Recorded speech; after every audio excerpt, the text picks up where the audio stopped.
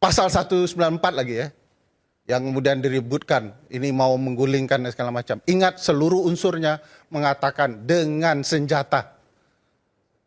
Sejak kapan mikrofon ini sebagai senjata? Bukan, pernyataan menggulingkan pemerintahan tanpa konstitusi. Baca aja 194, pasti semua dengan senjata itu. Kalau mau dirunut peristiwa Pak Saiful Mujani dengan baik, Pak Saiman, itu permulaannya adalah dari pernyataan Presiden. Pernyataan? Pernyataan Presiden. Oke. Ketika Presiden menyampaikan, saya itu tahu pengamat-pengamat itu. Saya akan segera tertibkan. Bang Saiful sempat sampaikan itu ke Anda? Enggak, dengar dulu. Pertemuan halal bihalal itu bermula dari adanya nada ancaman dari Presiden terhadap para pengamat. Makanya judulnya adalah halal bihalal pengamat sebelum kemudian ditertibkan, kan gitu ya. Timbul pertanyaan besar, apa makna ditertibkan itu? Karena setelah itu teman kami, sahabat kami disiram air keras. Lalu kita merasa penertiban itu akan seperti ini kah, begitu ya? Yuk kita kumpul. Ingat, walaupun Pak Presiden dalam sebuah dialog menyampaikan akan diproses secara hukum, sampai hari ini tidak satu pun pidato Presiden menunjukkan rasa belasungkawanya terhadap Andre Yunus. Tradisinya Presiden akan menempatkan dirinya untuk menjelaskan kepada seluruh aparat yang ada bahwa dia akan menegakkan proses hukum yang baik. Biasanya tradisinya begitu. Kalau ada kasus-kasus penting. Artinya kasus Andri tidak penting, ini ancaman bagi kami, kemerdekaan masyarakat sipil, dan kita berkumpul. Diskusinya bicara soal kondisi yang luar biasa. Soal BOP yang melanggar konstitusi, soal ART yang melanggar konstitusi, soal makanan bergizi beracun yang sudah meracuni orang, makanan bergizi gratis sudah meracuni orang, dan lain-lain. Itu dibicarakan, ya. Dibicarakan untuk tujuannya menyampaikan kebaikan, ada rasa kekhawatiran. Makanya saya agak terkejut kalau ada alat negara kemudian menyiram air keras kepada warga negaranya sendiri. Tugas alat negara terutama militer adalah dalam bidang pertahanan, teritorial. Yang dilindungi adalah warga negara dari serangan luar. Itu prinsip konstitusionalnya. Sumpah prajurit adalah sumpah konstitusional. Tidak ada yang lebih tinggi daripada konstitusi. Ketika dia jadi presiden, dia bersumpah atas nama konstitusi. Ketika dia jadi prajurit, dia bersumpah isi konstitusi. Kalaulah orang yang bersumpah atas nama konstitusi itu malah memberikan rasa pertakut kepada warga negara sendiri, konstitusi kita, konstitusi yang terluka, tidak ada maknanya. Kertas doang. Besok pagi sobek-sobek konstitusi kita. Kalau kemudian hanya dibaca teks-teksnya tanpa implementasi. Pak Siman tahu enggak, dari perdebatan tadi, banyak pelanggaran konstitusional yang seolah-olah dibela.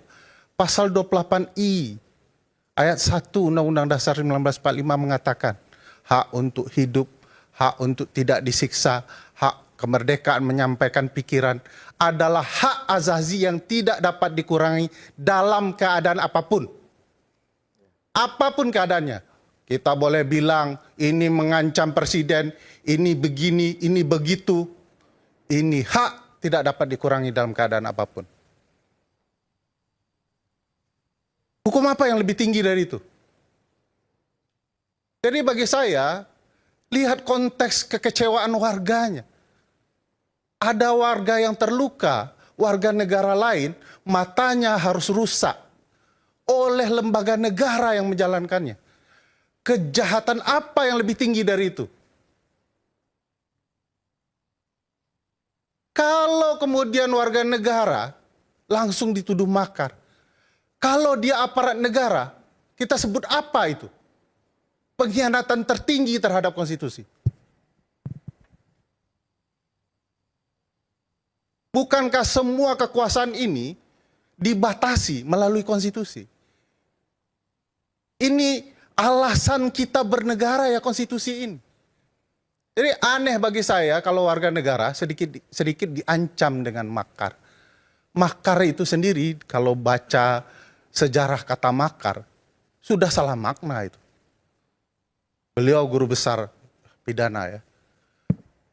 Asal muasalnya itu kan kata anslah, menyerang.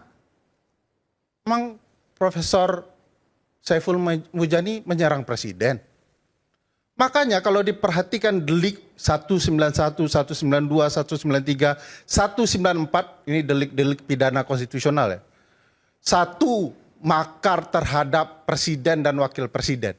Apa yang diserang? Fisiknya, kemerdekaannya. Nggak terjadi itu.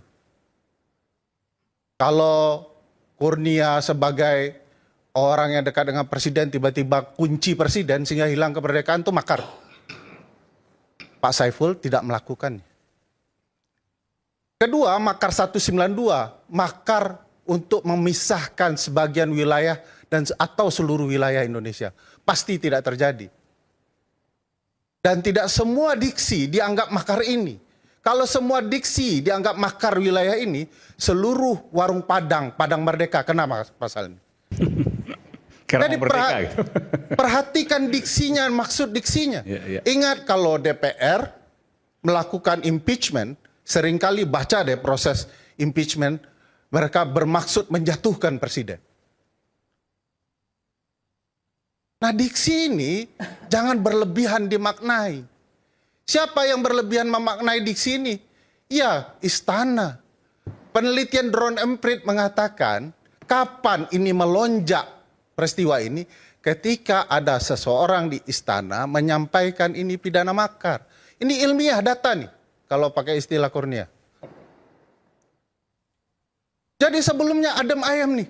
Begitu ada ucapan itu langsung meningkat.